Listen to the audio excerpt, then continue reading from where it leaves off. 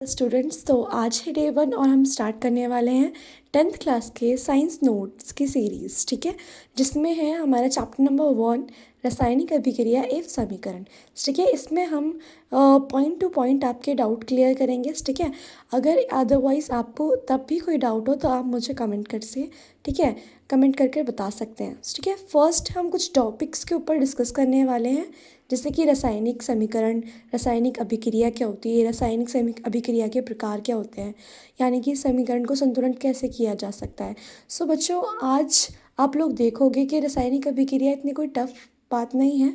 ठीक है, हम नोट टू नोट इसे रीड करते हुए, एक्सप्लेन करते हुए आपको समझाऊंगी। पहली बात, रासायनिक अभिक्रिया कहते किसे हैं। ठीक है, सो ऐसे पदार्थ जिनमें नए गुणों वाले पदार्थों का निर्माण होता है वह रासायनिक अभिक्रिया कहलाती है। या हम ऐसे भी लिख सकते हैं, कोई दो तत्व मिलकर, ठीक है, कोई दो अभिकारक मिलकर तीसरे उत्पाद का निर्माण कर रहे हैं, कोई तीसरा उत्पाद जिसके गुणधर्म बिल्कुल अलग है। अब हम बात करते हैं जैसे कि चावल और पानी। ठीक है, अगर हम इनका टेम्परेचर बढ़ाएंगे, ठीक है, तो जो चावल है और जो पानी है उसको क्या टेम्परेचर बढ़ाने पर वो नई गुणधर्म वाली चीज़ बनेगी इसमें। ठीक है, तो इसी तरीके से हम रासायनिक अभिक्रिया को जानते हैं।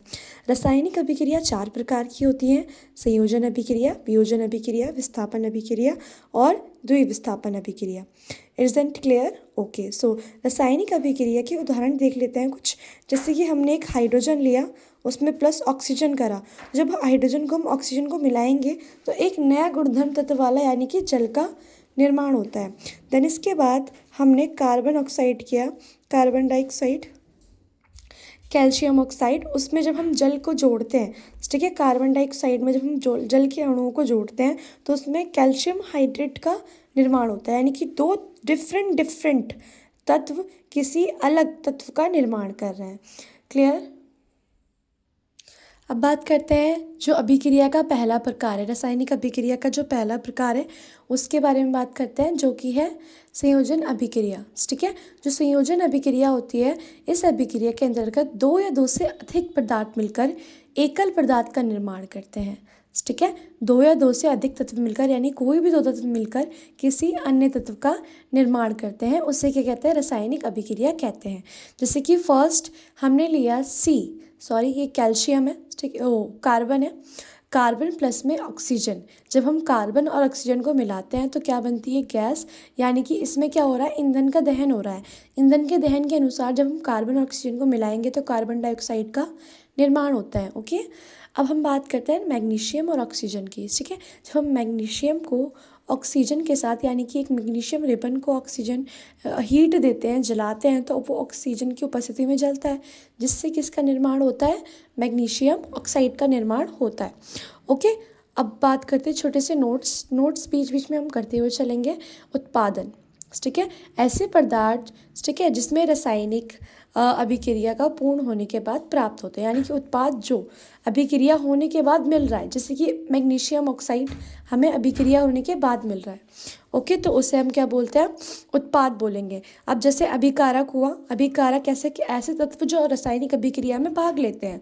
ठीक है, जैसे कि हमने मैग्नीशियम और ऑक्सीजन को देखा, इसमें मैग्नीशियम और ऑक्सीजन दोनों भाग ले रहे हैं अभिक्रिया में, और दोनों भाग लेकर के तब किसी उत्पादन का निर्माण कर रहे हैं, इसे उत्पाद बोलते हैं और इसे अभिकारक बोलते हैं। उदाहरण के लिए हमने लिया है Zn, जिंक प्लस में H2SO4, यानी कि हाइड्रोजन, ठीक है, हाइड्रोसल्फाइड। ठीक है, अभी अभिकारक है हमारे पास ये, और जब हम इसकी अभिक्रिया करेंगे तो जो हाइड्रोजन की प्लेस है वो जिंक को दे दी जाएगी, क्योंकि जिंक जो है इससे ज़्यादा अभिक्रियाशील है। ठीक है, तो हाइड्रोजन अलग होकर हाइड्रोजन गैस के रूप में परिवर्तित हो जाएगा।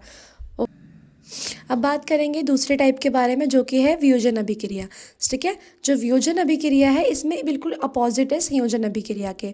उसमें दो या दो से अधिक पदार्थ मिलकर के किसी तीसरे तत्व का निर्माण कर रहे थे, बट इसमें एक ही तत्व।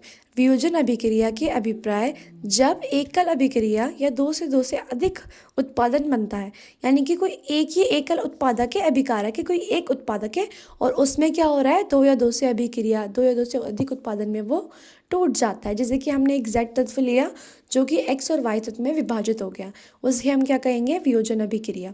ओके, अब नीचे देख लेते हैं थोड़ा सा, उदाहरण के तौर पे देखते हैं, जैसे कि FeSO4, ठीक है, फेरस सल्फेट को हमने तोड़ना चाहा तो अब इसमें Fe2, ठीक है, O3 प्लस में SO2 में और प्लस SO3 में इससे अलग अलग डिवीज़न हो गए, यानी कि कोई भी तत्व है वो दो या दो से अधिक, ठीक है, डिफरेंसेस में अलग अलग स्टेजेस में टूट जाता है।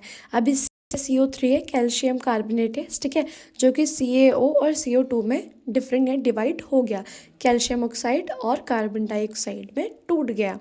अब बात करते हैं AgBr यानी कि सिल्वर ब्रोमाइन। अब ये सिल्वर अलग हो गया और ब्रोमीन अलग हो गया, ठीक है, इन दो तत्व में ये टूट गया है।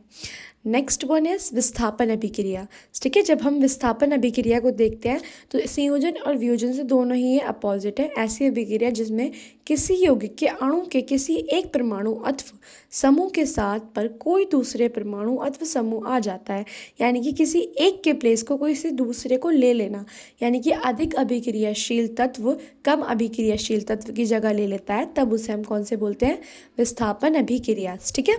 इसी को ही विस्थापन अभिक्रिया कहलाती है। जैसे हम Zn लेते हैं, जिंक लेते हैं और कॉपर सल्फेट लेते हैं, CuSO4, ठीक है, तो जो CuSO4 है वो जिंक से कम पावरफुल है, कम ताकतवर है, एक तरीके से हम मान लेते हैं, और ये भी इसकी जगह ले लेगा, तो ZnSO4 बन जाएगा, जिंक सल्फेट बन जाएगा और कॉपर को ये अलग कर देगा। ऐसी FeSO4 देखेंगे, ठीक है, बराबर में FeSO4 यानी कि Cu कॉपर की जगह किसने ले ली, ठीक है, आयरन ने, तो आयरन सल्फेट बन गया, और जो कॉपर था वो कॉपर विस्थापित कर दिया गया, ठीक है, end of the end copper अलग हो गया। Is it clear? अब बात करते हैं इसके चौथे प्रकार के बारे में, जो कि द्विविस्थापन अभिक्रिया।